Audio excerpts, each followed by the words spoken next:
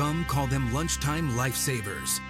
Others call them the most perfect sandwiches to ever exist. At Zaxby's, we just call them our signature fan favorites. The Southern TLC filet sandwich has hand-breaded chicken with fresh tomato and crisp lettuce. The famous Kickin' Chicken sandwich features spicy tongue torch and Cool Ranch sauces. And for a limited time, fried pickles are back. 2 classic sandwiches and a legendary appetizer. 3 more reasons you're gonna get a kick out of Zaxby's. From Tally to Cali, It's time to wake up! wake up, wake up, wake up. Warchant.com is your ultimate Seminole sports source. and this is Wake Up Warchant, presented by Zaxby's Now here's Warchant.com's Aslan Hajavandi. and Corey Clark.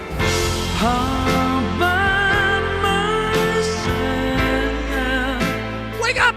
What's up, everybody? Welcome on into Wake Up Warchant, proudly presented by Zaxby's Indescribably Good. I'm Aslan Javandi. Corey Clark here as well. We both work for Warchant.com. Use the promo code Warchant30. Gets you 30 for days of access to the ultimate Seminole sports source. If you are hungry, you can still get Zaxby's, despite the world crumbling around all of us. Drive-thrus are open, curbside pickup if you use the app. And if you're in some of these lucky towns that have food delivery options, Zaxby's is available on most of them. And you can just sit at your home and tell somebody, hey, go get me Zaxby's. And you know what's going to happen? Someone will knock on your door, and you know what they're going to do? They're going to give you Zaxby's.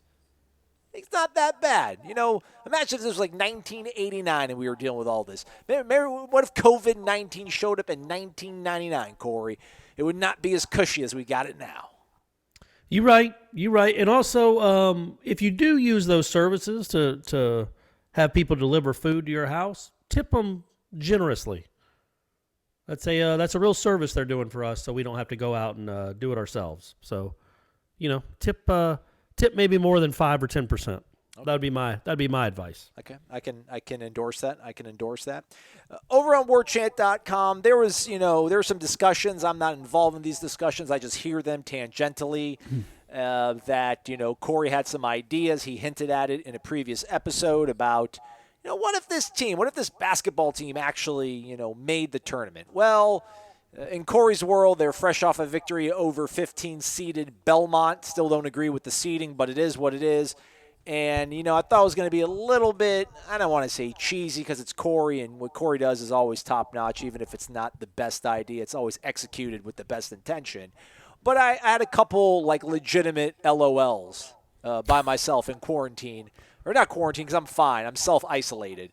But a great little write-up on Warchant.com. You really can't spill the beans on it all. You literally have to read it to appreciate it. But, Corey, you took us to a universe, to a parallel universe where Florida State and the whole nation's still playing basketball, and things worked out well for the good guys. And it was a really good read, man. It was a way to start off the day. I appreciate it. Thanks, buddy. Thanks. Maybe there'll be 5 more. Okay. Wouldn't it be funny if I just wrote that they lost in the next round, and that was the end of it because I don't want to do it anymore? That would be funny. It's just you gotta be creative. You gotta find ways to put content out, and I also wanted to pay homage to that team. That team deserved to be written about in the NCAA tournament. So we're doing kind of a what if tournament, what could have happened tournament. And yeah, they struggled early against Belmont. Belmont couldn't miss, as is wont to happen to Florida State in the postseason. The other team catches fire, but slowly but surely they pulled away, big victory, and they move on to play LSU on Saturday. LSU, as we all know, knocked off Providence, and so that's who Florida State will play on Saturday. And that was fun to do. They're all going to be fun to do. And I also talked to Stan Jones in real life, not just for a fake game story. Oh. And I talked to him on Thursday. It should be out by now for the people listening to this, about kind of what the players are allowed to do that are still in town, and they are allowed to use the facilities. Oh, really? They can't use them together. There has to be obviously some social distancing, but if they didn't leave Tallahassee, they're allowed to be on campus. And if they're allowed to be on campus, they're allowed to use the gym to shoot. They're allowed to use the gym. They're allowed to work out, as long as obviously they follow the social distancing guidelines. So that was cool. That was interesting, I thought. But some of them did go home. But the ones that haven't gone home, that are still in Tallahassee, I think Trent Forrest is still in Tallahassee. He's allowed to get shots up and work out if he wants. Wow, that's some good news. would it be too much of a stretch to think that applies to other sports, aka football? No, I don't think so, because I apparently, I guess campus is open. I guess. I don't know. I don't know. I don't think it's a stretch, but I don't know. I don't know that for sure. It didn't seem like that it was going to be. I think the problem is, especially with someone like, Trent lives in a couple hours away. But what about like Patrick Williams, whose family is in North Carolina? Is he going to stay in Tallahassee when school's done? Yeah. You know what I mean? Is he just going to be in Tallahassee? Let's say Patrick Williams stays and is going to play as a sophomore. Is he going to stay here for the next 5 months and not go home? Right. Because the minute he leaves Tallahassee and goes home, he's not allowed to come back and use the facilities.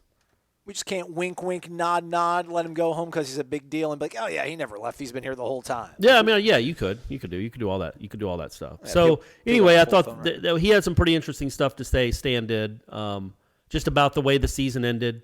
And that'll be in a Q&A later. And then also about Patrick and Devin and the advice he gives all the guys that are going to go pro. So that'll be a story that's on Warchant as well. All right, right on, man.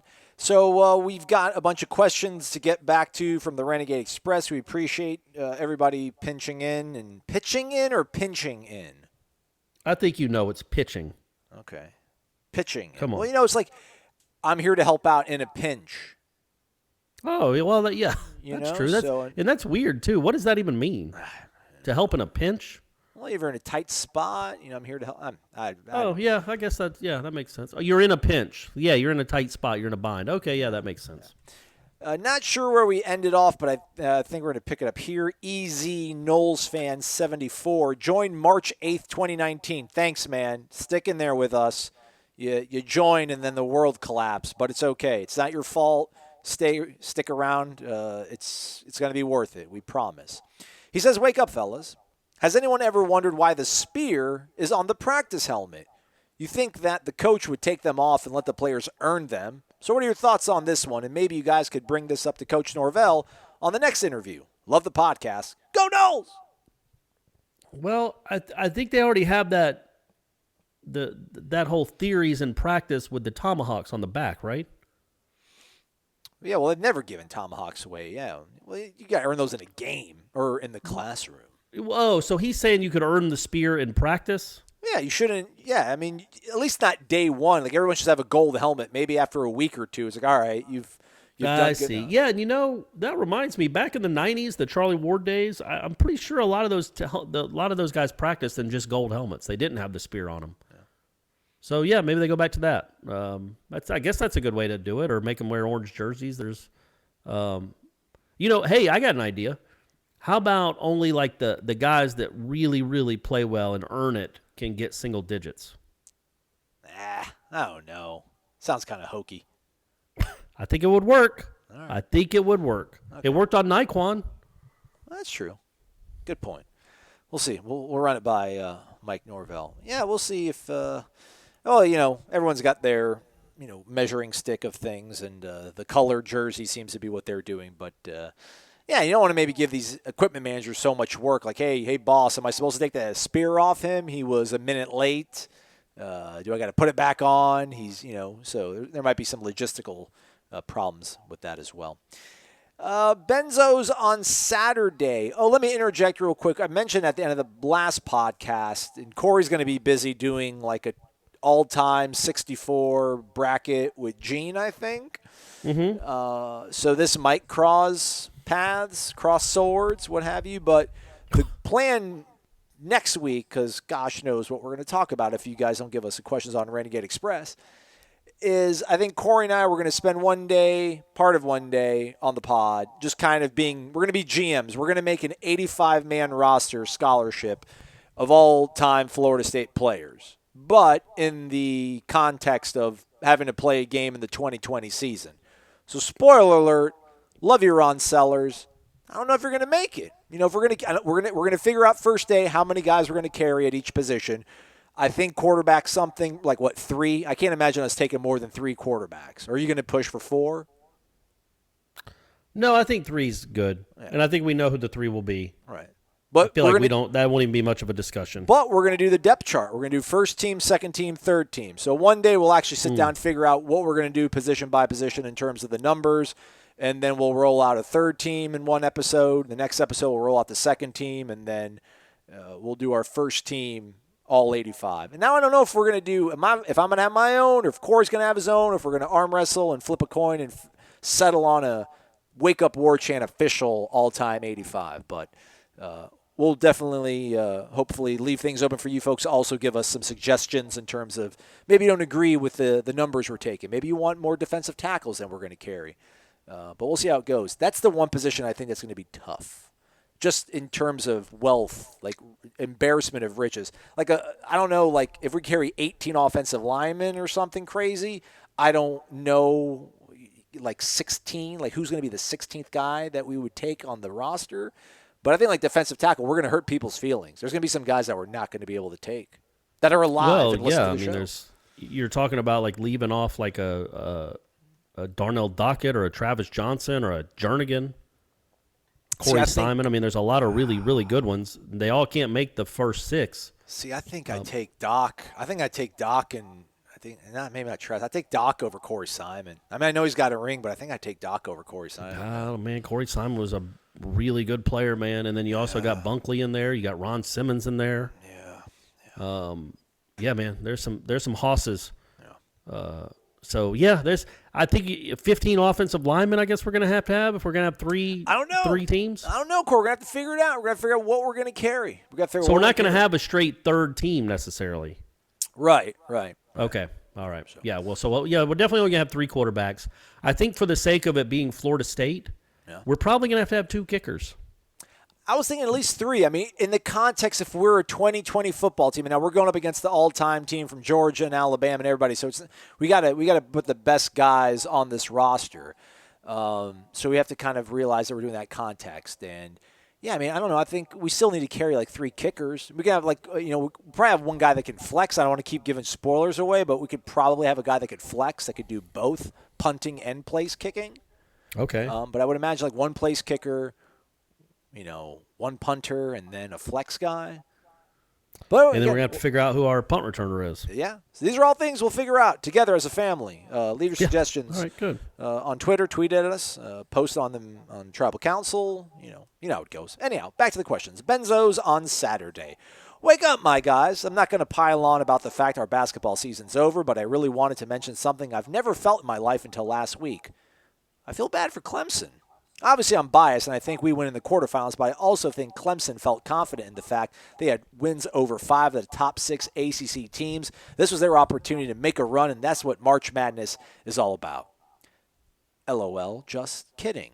I would have loved to watch Clemson lose to Hofstra in the NIT. Speaking of inevitabilities, what an awkward moment that was with John Swafford. Dude was buzzing on his 4th cup of coffee, and you could tell our boys weren't exactly excited to just be handed a trophy. That presentation and apology was the absolute antithesis of what this team and Coach Ham stand for, and the quote ceremony showed the utter lack of awareness from the ACC leadership. Now that I got my money's worth, my question's for Corey. Considering everything that has happened with the cancellations, do you feel differently about us cutting down the nets after the Boston College game? If so, does that make you reconsider your perspective on what accomplishments should be celebrated in collegiate athletics? Stay safe, fellas. Well, you were all about it. I was for it all along. Yeah, I wasn't. Yeah, so I don't know if he was confused or she was confused and thought that that I was against it. I definitely thought they should do it. So. No, and in fact, I asked Stan Jones about that on Thursday, and I'm like, in hindsight, wasn't that really cool that y'all got to? He's like, no doubt, absolutely no doubt. It was really neat that they put that together in such a short amount of time, the administration, and that's a moment we'll all have, and that team deserved it to have their moment. It was really neat and well done. So I think, especially in hindsight, it was absolutely the right thing to do, but I thought it was the right thing to do anyway.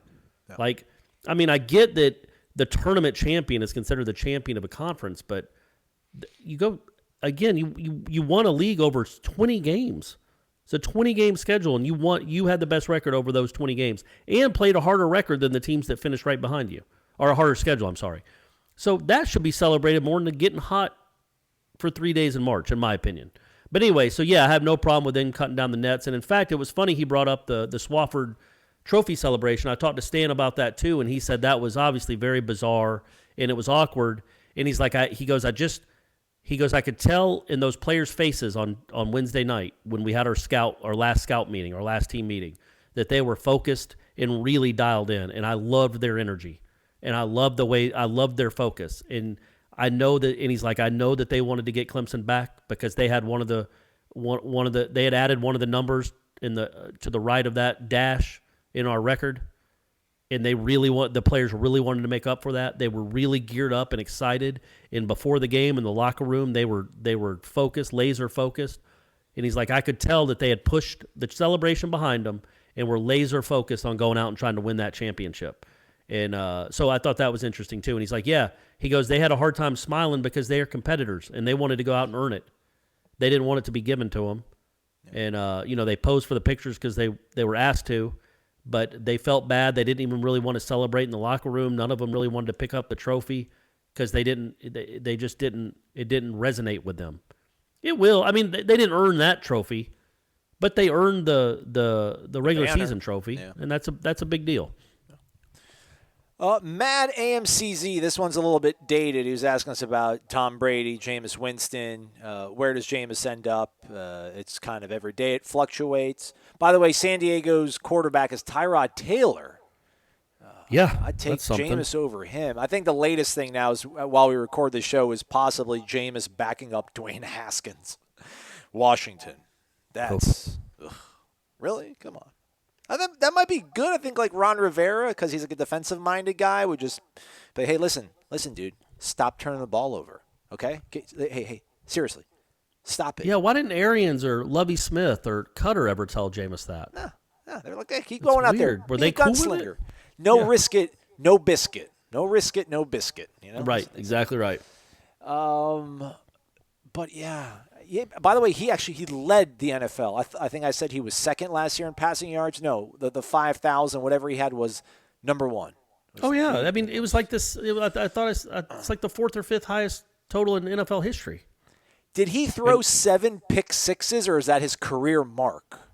Because I heard something on like NFL or like ESPN on NFL Live. They're like, he's a great player. Blah blah blah. He's like, but the 7 pick sixes, man, you're killing your team. You got to stop that. And I'm like, did he? It might have been 7. Oh, man. Yeah. All right, NoldDad84 basically offering some advice to Maxwell Gibbs, who was lamenting the reality that we can no longer go to the gym, and says, look up the app Sworkit, SWORKIT. So it's Work It, but an S at the front. You can work out from home. I used it this week. It's surprisingly effective. When I was in the Army National Guard, I ended up doing some of these exercises as part of their fitness routine. So there we go. People helping people. Warchant.com. Knowles fan from South Florida, Corey. Wake up! Dialing in from Hollywood, Florida, home of former Knoll and MacArthur High Mustang, Bryant McFadden, class of 2000. You both can be honest. This sucks. Don't get me wrong. I know you two love your respective professions, but it must be a pain going in day to day to create content while there is literally nothing going on, much less FSU related. Just wanted to let y'all know it hasn't gone unnoticed by the regular listeners. It's much appreciated. And like my guy from Miami, Jay, says on here regularly, don't forget to rate, review, this, and all that good stuff. P.S. I'll refrain from mentioning the lack of Zaxby's in the South Florida area for obvious reasons, but to the execs listening to this, once this is all done with, I'm going to need you to get on your jobs. Thanks for everything that y'all do, and as always, go Knowles. I appreciate that. We appreciate that. That means a lot. For real. For real. Yeah. I know that sounds sarcastic, but I'm not trying to be. By the way, Jameis did. It was 7. He threw 7 pick sixes last year. Amazing. That's incredible. So technically, he threw like 39 touchdown passes. That's that would have led the league. I think maybe Mahomes threw more than that. Who knows? Who can remember? Or somebody did. But yeah, thinking of what this is proving to us that I hope we already knew is like. So I live in Gwinnett County. And I know Leon County doesn't have it. Gwinnett County, Georgia. I know Leon County doesn't have this yet. But Brady, for this week, and then next week too, has been doing these digital learning days where all 5 of his teachers, because he has PE too, and I think the PE teacher is just like, hey, do 10 jumping jacks, and there's your homework. But all the other teachers have to put together an assignment for all the kids, and they're graded. They have to turn in work, all this stuff, and they did it in the span of like 36 hours. They put together these plans for these kids to go to school, to homeschool, but to be on their computers or their devices and be able to do work for the foreseeable future. And it's people like that, the teachers, the grocery store workers, the people delivering our food, obviously the people at the hospitals, man. Please get them some masks and whatever equipment they need to stay safe. But all those people, man, it's like there's so much good in this country. And there's so much good in humanity. It's not it's not just an American thing. It's there's just so much humanity in the world. And we can all get through this together. That's what I was trying to say. And it obviously starts with the Wake Up Warchant podcast. And after that, there are also heroes as well. That's perfect. I wanted to start doing at the 19-minute mark talking about COVID-19, and that was our 19-minute mark, and we got a little bit in there. So put that in the notes. Yeah, it worked out perfectly. Running Knoll, wake up!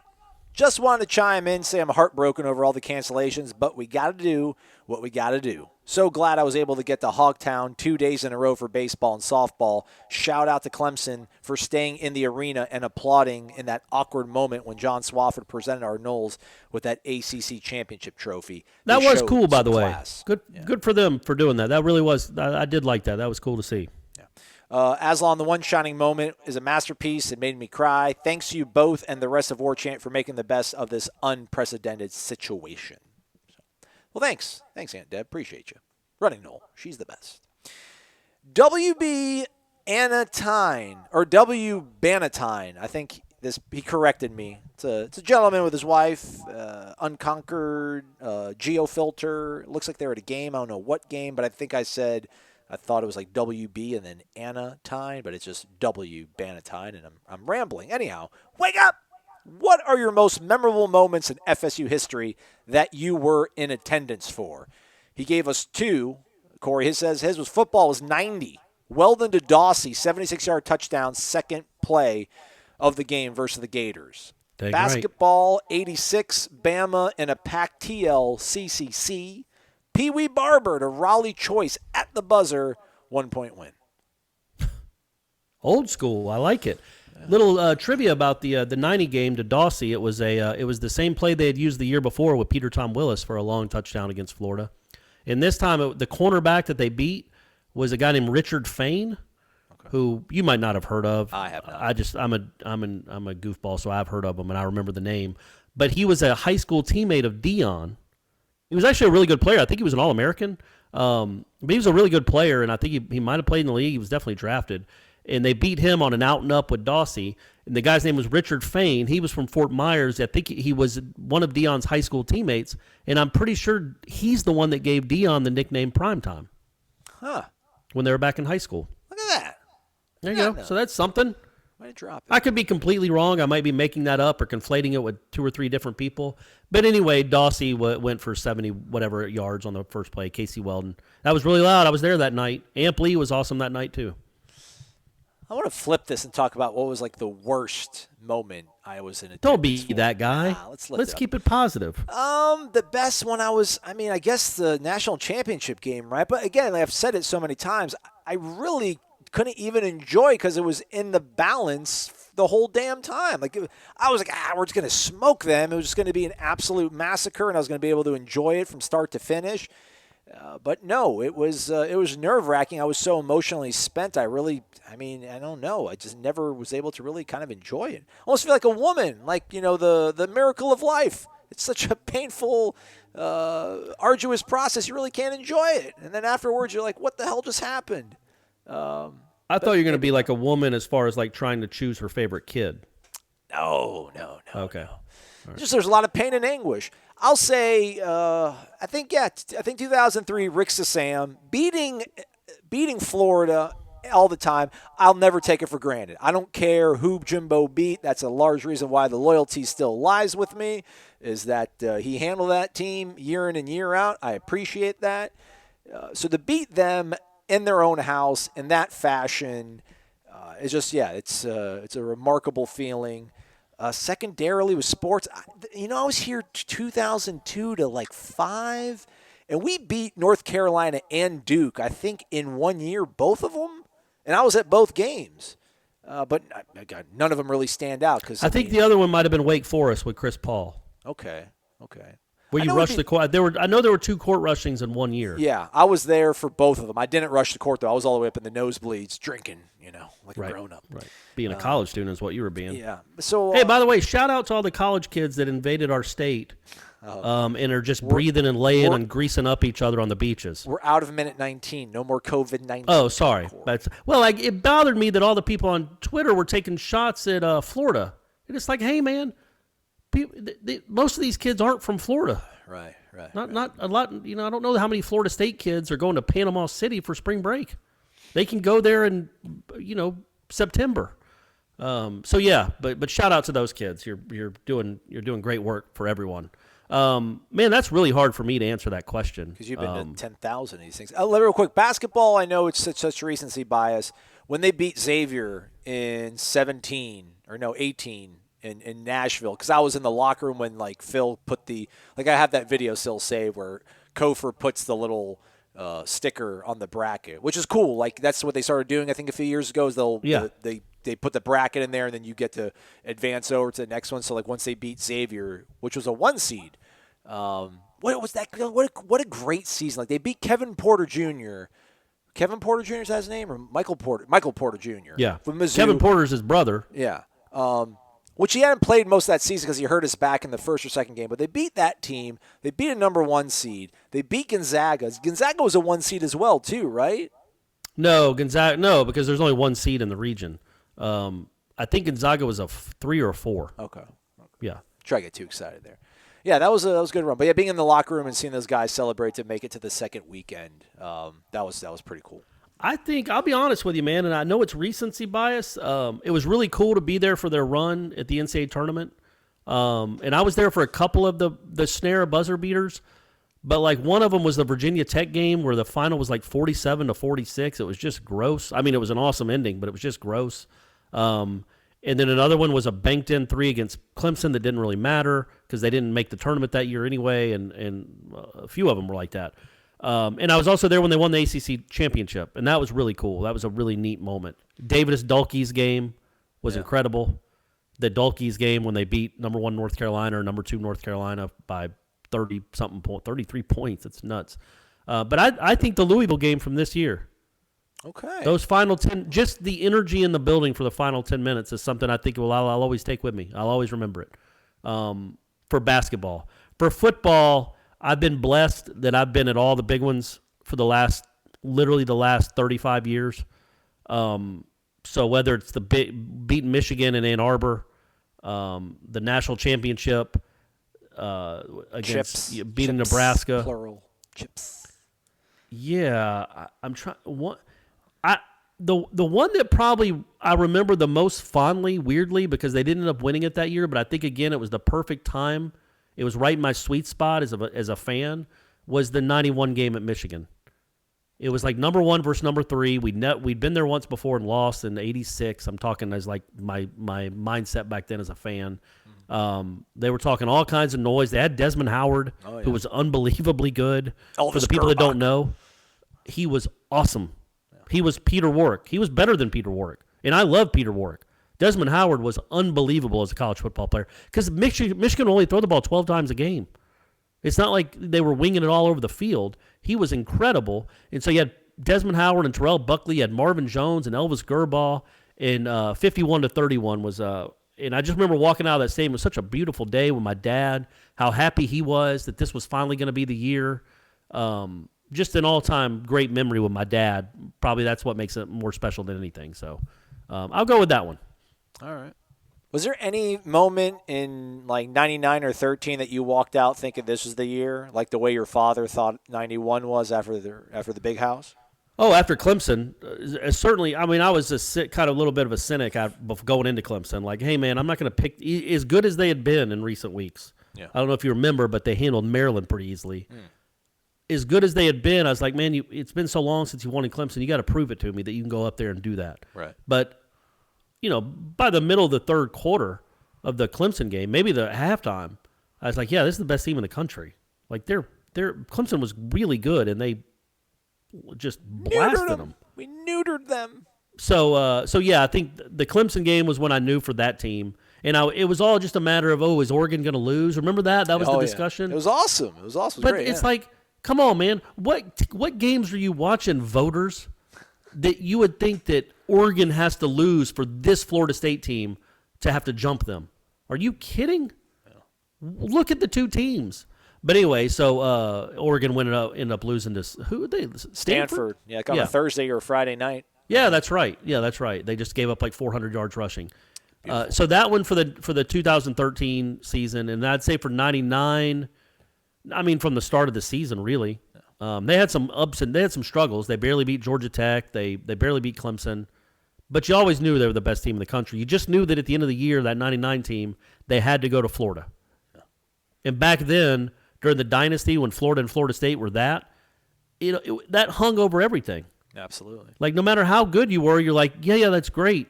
But we know what's waiting in the swamp, or we know what's waiting in Doak at the end of the year. And that's when the real season, obviously Miami too, but so. Anyway, there wasn't really a moment for that season. And then 93, I mean, they beat everybody by 100 points. I was stunned that they lost to Notre Dame. I went into that game more confident than any game I've ever gone into as a fan. Yeah. That mattered. Obviously I was going into a game against Duke thinking, they got a pretty good shot. But I thought they were going to beat Notre Dame like 45-10. But they didn't. They lost. But you know what else happened is that Notre Dame lost the very next week. That's right. And then Florida State won the national championship. That is right. What baseball? Like last year, what was it? Was the coolest thing like watching one of the wins in Athens, the one in Baton Rouge, or beating Arkansas that's in game a good one? Point. I hate the recency bias, but 11 with that team in all its warts, and it was like a toad. Do toads have warts or frogs? I think frogs. I'll check. Well, it's like it was an amphibian. Yeah. A lot of warts everywhere. To win that, to go to Omaha with that team and to win in that stadium was a really neat moment. I'm glad I was there for that. I really was. Like, Stephanie was not happy because I had told her 3 months before, you did not have to worry about going to Omaha. I'm not going to Omaha. This team is not going to Omaha, and then they go to Omaha. But yeah, that was just an unbelievable moment. It was a really neat moment. So that for baseball probably, or Mike McGee hit a couple really cool walk-offs, and then I would say getting to watch Buster his last year. That was really my first year on the job, and I wasn't the baseball writer. I'd come out occasionally, but Steve Ellis was the baseball writer. But I would still go out and watch. I was the preps writer then for the most part, and watching Buster Posey was a pure joy. That was a privilege, man, to get to watch that dude for 65 games. Looks like I think it's more toads or frogs and toads both come up when you make a search about warts, but toads look more like in the searches pop up, so we'll give you that one. Random_John. Wake up, Aslan and Corey. Now that the world is in shutdown mode and closing more by the day, what do you guys plan to do to pass the time? Will you play board games, read some books, watch old games, reminisce? Once it all opens back up, what's your plan? Perhaps a party at Zaxby's. Even when it opens back up, I'm not sure if I'm going to want to go run and jump on everyone all of a sudden. Well, yeah, I feel like we're still going to be social distancing for a while, just out of habit. This is virus. It's never going away. It's supposed to come back, So, yeah, I don't know that I'll ever be like, licking hands like I used to. You know that, how I'd greet people. Yeah. So I'm not going to do that anymore. No more fingers in the mouth. Sorry. We got to talk about something, right? But anyway, I'm watching a lot of Netflix. Okay. I'm watching Schitt's Creek. I started that. I tried to start Succession, but I don't. For some reason, it's not offered up here on my cable system. Weirdly. So I don't have access to Succession. So I'm watching Schitt's Creek, and I'm watching a movie that might catch my fancy. I showed Brady My Cousin Vinny the other night. Nice. Yeah, he liked it. It's like you're not going to sit up there all day and play Xbox. Right. I'm just not. We can't do it. Let's culture so you. Got to come down here and watch a movie with your old man. So we watched My Cousin Vinny. I also showed him. We watched another one, Jojo Rabbit, maybe, which was kind of It was nominated for Best Picture this past year, but it's an odd little flick. He liked both of them. So that's what I'm going to be doing, man. A lot of I don't know if I'll watch some old games. I do that a good bit anyway. Like I won't watch an entire old game, but I'll go watch an old Florida State game or an old Braves game or an old Georgia game. I'll watch like highlights from it. Like 2019 Louisiana Monroe, like that kind of stuff. Yeah, like what the ACC network blessed us all with on Wednesday night. Can you believe that? Yeah, well, you know. Like they said they were going to show the greatest games of 2019, and I guess because it was an overtime game, they thought that fit the bill. But they showed Florida State and Louisiana Monroe. So, good stuff. I've heard my friends, we have a group text about stuff, and Uncut Gems, the movie with Adam Sandler and like Kevin Garnett. I've seen it. They said it's really good. I'm going to probably watch it tonight. What's really remarkable about it, maybe it shouldn't be, it's really good, and Kevin Garnett is awesome in it. Yeah. But he plays himself. So it's not like he's playing a CEO or anything or a restaurant owner. He does play himself, but he does it really convincingly. You'll see what I'm talking about when you watch it. He's really good, and it's not like he's just in it. It's like a cameo. Like he's probably got more screen time than anybody else but Adam Sandler. He's in it a ton. Sorry, there's this huge question, this wall of text from Any Seminole, Northeast Seminole. He's been around since 2002, March 29th, coming up on the 18th year anniversary. That's incredible. There's people that have been checking this website out 18 years. Incredible, man. Incredible. It looks like a free agency thing here. Jameis stuff. For those who want him gone, be careful what you wish for. Corey, do you want him to stay with the Bucs or leave? And if he leaves, who would be your first choice to replace him? Keep up the great work. Stay safe. This too shall pass. When it does, let's hope the world will be a little more compassionate and folks will be more appreciative of the little things in life and the daily freedom we take for granted, like heading to a local bar and watching the Knowles March Madness run. Well said. Well said. Just talks about he appreciates that we're offering a bit of normalcy at a time when it's definitely not the norm. Keep up the great work as it is truly appreciated. I also encourage everyone to continue to grab some takeout from our 5-star stud, Zaxby's. Let's see here. What we'll need to wait and see on Winston. But for those of you who want him gone, be careful what you wish for. Corey, do you want him to stay? I guess maybe because you're a Falcons fan? Like, he's not going to stay. He's not I don't know. Back up Brady, right? He's going to leave. He's not going to stay in Tampa. I think he might have asked that before the news came out. Maybe it's a little bit dated, but it's a lot of words. Just want to let them know we'll read. We read it to everybody. We love you, Any Seminole. Appreciate you. Honey Fried Pickens, wake up, OGs. Thanks for helping me keep some sanity on my Tampa commute. I can't believe people are still driving to work. Man. Well, I mean, Stephanie's had to work the last few days. It wasn't shut down. She's got to go. Drives into work? Yeah. Golly, man. With the new staff and the canceling of spring sports, this team will miss critical system installation practices. Curious to know your thoughts on if the team will be able to make up the practices, and if so, could there be a silver lining with true freshmen getting some extra practice time in before the season starts? Thanks again. I think you mentioned this on the last one about, just the common sense kind of aspect of it, of they're going to give them as much practice as they kind of need to get ready, but it's not going to be something where if this all, let's say everything is back to normal by June, it's not going to be where they're like, oh yeah, June, July, August, you guys can practice every single day. There's still going to be limits, right? Or no? Do you not agree? Do you think they're going to let them go? I don't know. I mean, I do think they're going to get some of those practices back, just not all of them. Right. I don't think they're. I can't envision a scenario where this thing is past this to the point where they'll let them practice an extra 5 weeks. And again, I don't think you'd want to do that. I don't think you'd want to practice 5 weeks and then go into another month of full practice, preseason practice. That's too much. You can't preseason practice for 2 months. That's just too much. That's too hard. So, but I do think you get 3 or 4. And then I think, what the bummer is that, you're trying to install stuff and you didn't really get a chance to. So that's going to be a lot, that's going to be a lot of the first 2 or 3 weeks of your preseason practice is install and teaching fundamentals how to do things the right way. So, which is something you'd hope you'd get a lot of it accomplished in the spring, but that's not obviously going to be the case.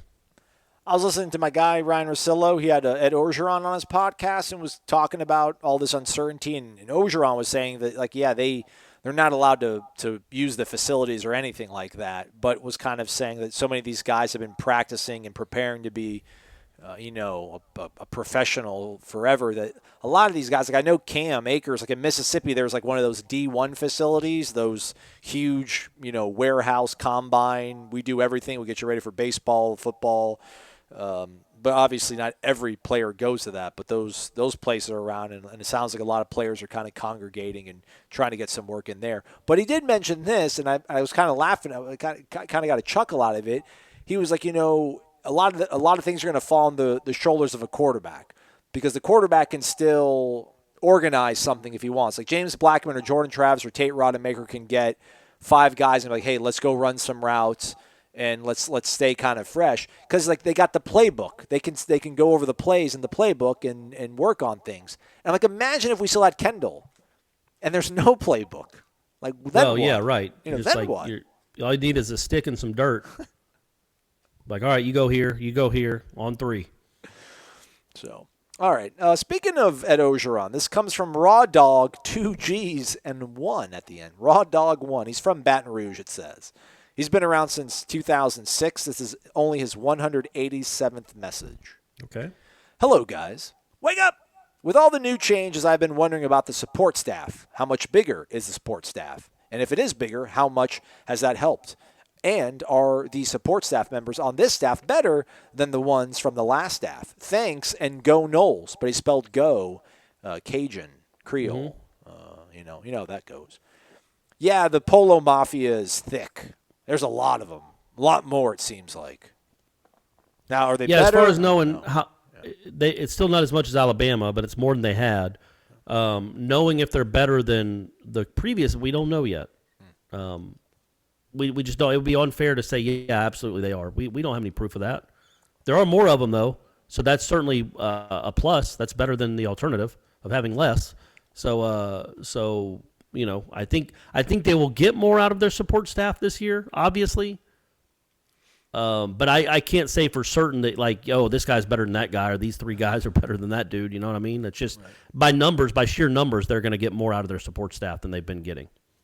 I wonder how much of Norvell, again, Corey's pointed out, he got a huge raise over what he was making at Memphis, but it's not on. I mean, if you think Florida State's a top 15 job in the nation, which it probably is, the fact that he's not even making $4 million this year is incredible. It's incredible that he's only taking 3.5 or whatever he's taking. I think Trey Hackett was his kind of like high school liaison, but it feels like things are much more divvied up. Like you don't see like Carlos Lachlan, who Ira had a write up on before spring started. Like, he's the director of high school relations, but you don't see him walking scouts around. Like, Trey Hackett would walk up scouts, and I think there's a lot of kind of double dipping and a lot of overlap. It seems like with the more numbers that are out there, there's more specialization, if you will. Like, guys have certain, they're just kind of dedicated. Their fidelity is to one single task, which is a bit of an encouraging thing. But, yeah, I don't know how these analysts stack up to the previous one. I mean, Joe Bowen was an analyst on the staff, and he's still here. There's a couple guys that did stick around, so there is some carryover. But, to Corey's point, it'd be kind of disingenuous to be like, oh, yeah, they're much better than the guys previously. Although I will say the fact that they've got the fact that they pilfered a guy from the NFL to be chief of staff it's a huge boon. Huge. Even though I can't say his name off the top of my head right now. That's all right. It's the sentiment that counts. It is. Hey, we got 3 more, Corey. Let's get to it. Old Dad's a Knoll. Hey, fellas. Not much a fan of Willie Taggart, and I'm hearing what they're saying and buying into our new coach. I am hearing, I guess is what he's saying. How many pre-2020 class should even see the field? For example, if Florida Atlantic wins 9 games, Florida State wins 6, won't that justify the point of just how bad this roster is and has been? P.S. Drive through Zaxby's Mariana scratches the itch, by the way. There you go. Nice. I I mean, they're different schedules, obviously different opponents. So I don't necessarily think you can say one has anything to do with the other. And it's hard to, I guess, I don't know. I mean, it's in front of my face, so I should be able to read this a little bit better than how I read it to everybody. But how many pre-2020 class should be? I think he's kind of hinting that maybe the previous staff didn't recruit well, so he doesn't think their roster is good. So how many of the kids that committed before 2020, like before this most recent class that Norvell put together, how many of them should even see the field? That feels a little bit harsh. Although, I mean, the guys that we're probably leaning on talking about, Marvin, Tamorian Terry, Emmett Rice, Hamsa, most of these guys were the staff before the previous staff. But, Dante Lucas, Quayshawn Fuller's a guy I said that I saw was out there flashing. I mean, Asante, I feel like, Asante is like split custody, like Jimbo recruited him. Sure, yeah, they both get him. But yeah, I do think that's one of the more funny things, like audacious things. I think when we had Media Day last year, David Kelly was kind of bragging or boasting about the fact that the recruiting, even though it might not have been like 5-star level or whatever, like he was, we haven't recruited any busts. Go back and look. We haven't recruited any busts. And it's like, hey, man, you're just about to start your guys' second season. How would you know? Let's not go chase waterfalls, Well said. They didn't recruit any busters. Hey-o. Yeah, I mean, there's a chance that Florida Atlantic can win a bunch of games, more than Florida State. And we'll have to deal with the, you guys didn't give him enough time. But I think ultimately, as we flatten the curve will be flattened between Willie Taggart and Mike Norvell, I think, over time. Sure. And just to point out, like in 2017, Oregon won as many games as Florida State. In 2016, South Florida won as many games as Florida State. I don't know that you'd say they had the same level of coaching, maybe. That's very fair. You just get, it's just different. It's apples and, I was going to say pears, but those are actually too similar to make my point. Apples and grapes. No, I was going to say apples and like Frito avocados? chips. Apples and avocados. How about that? No, I didn't even want like another. I didn't want another snacky like a fruity food at all, or a vegetable. Apples and hammocks. Okay, there we go. Hammocks. There you go. Apples and hammocks. Okay. Hammocks. Have you ever been in a hammock? When's the last time you were in a hammock? 2016. Oh. Yeah. Was it a good moment? Yeah, it was good. I can't even picture that. All right. Anyway, moving on. We got two more. One of them, Leon Knoll 12. You've kind of answered this. Corey, what series would you want to watch for the... Oh, actually, no, this is different maybe. Corey, what series would you want to watch for the first time again during this long quarantine? Well, there's some obvious answers. The Wire. Watch it right instead of the dumb order that I watched it in. Breaking Bad. Better Call Saul is really good. I've enjoyed that. Lost, if I had never seen it before and I was watching Lost, that would be, I would watch 6 episodes a night probably. Like I wouldn't be able to turn it off because they would always have these awesome cliffhangers. You're like, what in the world does that mean? Yeah. And then you'd want to tune in the next week, well, in your case, 9 seconds later to start the next episode to see what it meant.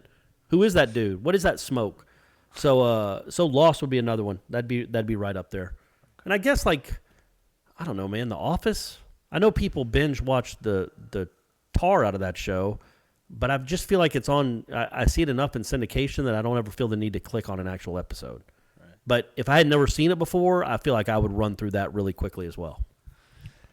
Aslan, in relation to your Tinder adventures, what celebrity would you like to be quarantined with to, do the live streams with Corey and or Ira? Thanks for providing something for the people. Ryan Russillo, right? Like Ryan Russillo and I doing a live stream with Corey. Just, wow. Yeah, you guys doing push-ups and spotting each other and stuff? Yeah, that'd be like Headlines Platinum Edition. I just wouldn't talk at all. I would just let you and Russillo do the whole thing. Man, wow. That'd be next level. That's smart. That's smart. I mean, I'd lose my job probably. Vanessa Hudgens. I could do that. She'd probably have a lot of cool things to say. Margot Robbie. Maybe Margot Robbie for sure. Yeah, God bless By the way, her. somebody said that they didn't like my Australian accent. That's crazy. Kind of hurt by that. That was good, man. Kind of hurt by that. Yeah. You did that well. I was impressed. Yeah. Last one, Corey. Let's do this, and then the weekend awaits, and then we'll be back. We'll start our all 85 conversation debate. I still got to hammer it out how it's going to work and convince Corey to do it. So let's do this. Marnol 55. Hey guys, just listened to another podcast about what went wrong during the Taggart era. Sorry, didn't mean to cheat on you guys, but we're starving for sports content. Would love to see Warchant do an in-depth breakdown of what you guys know, stories from practice or games, player-coach interactions, high-level booster talk, and your own personal feelings of how the T-train got derailed. Love the show. Everyone, please be safe during these times. Well said. I can get behind that sentiment. Have we not done that yet? Like an inside what went wrong thing? Taggart like a breakdown? Taggart Tales. The Taggart Tales? We haven't done Taggart Tales, no. Yeah. I mean, heaven knows that should be coming up, right? Yeah. So, maybe we'll do that in the next month or something. Ira listens to this show occasionally. Maybe he's hearing this and either shaking his head vigorously or nodding like, you know what, it's time. See, I think this would probably – I think – I don't want to speak for Ira, but I imagine there's – because this whole – I was reading something about the Jordan documentary, the Bulls documentary was supposed to come out in June, but they might move it up. But there was some concern that there'd be blowback about like ESPN profiting off of this tragedy or this outbreak, this pandemic. But it's like, hey, it's just move it up, man. It's fine. Like we're all at home. We've got nothing to do. Just give it to us. So maybe there'd be a sort of feeling of us like profiting off it, like taking amidst all this, chaos and tumult. It's like, let's bring up maybe the most tumultuous, 21 months in Florida State football history and take shots at the sky. I don't know. They're just, I mean, I don't know. With Jimbo, there was what? There was like 8 years. There was 11 years of backstories and, off the record stuff that, passes the statute of limitations. Man, well, he was here for like 21 months or something. You all saw it. There's really not a lot. I don't think. I'm not trying to be flippant about it. I just don't really. I don't think there was any. I mean, we've mentioned some of the stuff about they weren't booking hotels in time. They had to stay far, away on some of these road trips. There's been Michael Langston's talked about kids coming on recruiting visits and some coaches not being there, and it's like, well, shouldn't that coach be here? That's his position, and kids waiting around and not being structured when they come and visit, and players in the parking lot before games, players kicking field goals that are not field goal kickers before games. It's all out there. It's been out there, I think. I don't think there's any big smoking gun. Yeah, I mean, I guess the only thing you could do is like specifically like some of the things behind the scenes as far as the recruiting disorganization, maybe. Yeah. All you'd really have to do, Aslan, is just post that picture of David Kelly. That'd be a wrap on the Taggart Tales. It wasn't him in a compromising position. Let's say it was him at a football practice. So I don't want you to think that we have something that we don't. But anyway, you probably burned that. You didn't burn that picture, did you? You still have it? Absolutely, I have that. And so you kept that picture, but not the one of the tattoo. Well, some are legal, some are illegal. I do have a 2.5 minute long video that if I die amidst all this chaos, if you find my laptop, if I'm a body, call my mom first. Open my laptop, go to my documents folder, and type in the word dysfunction. And it's like a 2.5 minute gag reel of practices and stuff that I'd never published. I didn't put it out there because I'm like, I don't need to put this out there. Right. It wouldn't be helping the cause, if you will. True. But and again, that makes it sound like there's all sorts of, it's just like coaches being confused, players dropping balls. Literally, here, this is the one I'll say it, which is, I guess, is almost as bad or whatever. Should I say his name or not? He's not on the team anymore. Well, it doesn't matter. Just say a player. Well, like, so you're saying I should just say a player? I shouldn't. Yeah, you don't need to say his name, probably. Literally is dancing during practice. Is dancing during, I think, a special teams drill, special teams period down at IMG. He's literally dancing, and they kick the ball to start doing the drill, and he doesn't realize what's going on. And he's like, he has to run. Someone yells at him to get in place, and he runs and like chases after the ball the way a 7-year-old does in right field, and just drops a can of corn. And like that, 8 seconds to me was just like, yep, that's what's gonna happen. Well, that's what fair, dancing in fair. practice does. So that's all I got, Core. We're done. Till Monday, huh? Yeah, I think we're going to cut back to probably 3 days a week because obviously there's not that much stuff floating around out there. But again, we'll be back Monday. Hopefully there'll be maybe some sort of update, or we'll know a little bit more about what the players can or can't do. We'll have a thread, obviously, on Tribal Council for you folks to post your questions for Renegade Express again. And, yeah, we'll start this whole, the best 85, the GM edition, Aslan and Cord. Can we maybe we should sit down with the chief of staff and have him help us figure out the numbers. Maybe he'd be the best at it. You know? Yeah, I mean, we got minds we can mine for information. We got a lot of it out there, man. We don't have to. It doesn't have to just be you and I. Okay. Well, but I know that you like it. You just being a 2-man team like this, so we can just do it the two of us. I don't mind that either. I think we'd do well. I think we'd put together a competitive team. How about that? Okay. Bruce Warwick.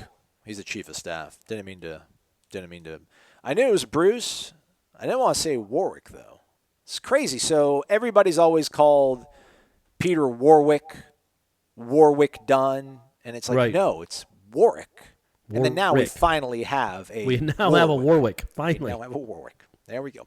All right, folks. Hope you have a great weekend, or as good as it can be with all the circumstances swirling around all of us. But we're going to make it through. Cough in your elbow. Wash your hands. Be nice to each other. And we'll catch you on the flip side. He's Corey Maslow. Thanks for listening to Wake Up Warchant, presented by Zaxby. Warchant.com is the ultimate inside source for FSU football and recruiting. And now you can get in on the action for free for an entire month. Warchant.com is offering a risk-free 30-day trial subscription. Get full access to the #1 website covering the Seminoles just by entering the promo code WARCHANT30. That's WARCHANT30. Sign up and get in on the world's most active FSU message boards. Receive breaking news, stories from our award-winning staff, plus get exclusive interviews and videos. Just enter the promo code WARCHANT30. Warchant.com, your ultimate Seminole sports source.